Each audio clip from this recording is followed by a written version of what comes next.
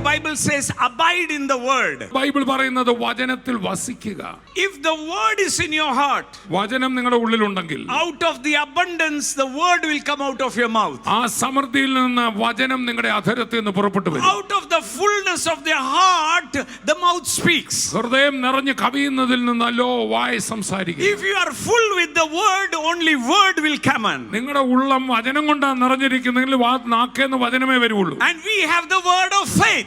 നമുക്ക് വിശ്വാസ വചനം നമ്മുടെ അകത്തുണ്ട്. We are the word of faith. നമുക്ക് വിശ്വാസത്തിന്റെ വചനമാണ് അകത്തുള്ളത്. That is why അതുകൊണ്ടാണ് the Bible says, ബൈബിൾ പറയുന്നു, that a new creation does not walk by sight, walks by faith. ഒരു പുതിയ സൃഷ്ടി ഒരിക്കലും കാഴ്ചപ്രകാരം നടക്കില്ല, വിശ്വാസത്താലാണ് നടക്കുക. Meaning to say, അതിന്റെ അർത്ഥം, he looks into the unseen, അവൻ അദൃശ്യ മണ്ഡലത്തിലേക്കാണ് പുതിയ സൃഷ്ടി നോക്കുന്നത്. and he believes what is written, ഈ തിരുവചനത്തിൽ എന്തെഴുതിയിരിക്കുന്നു അതേ പുതിയ സൃഷ്ടി വിശ്വസിക്കത്തുള്ളൂ. and he speaks also.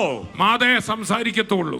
Turn to someone and say, speak the word. അടുത്തിരിക്കുന്ന ആൾ പറഞ്ഞാട്ടെ വചനത്തിലുള്ളത് സംസാരിക്കുക. Speak the word. വചനം ഉച്ചരിക്കുക. And the word will make you what it says. ആ വചനത്തിൽ എന്ത് പറയുന്നോ നിങ്ങളത് സംസാരിച്ചാൽ അത് തന്നെ നിങ്ങളുടെ ജീവിതത്തിൽ സംഭവിക്കും. Can you shout at hallelujah?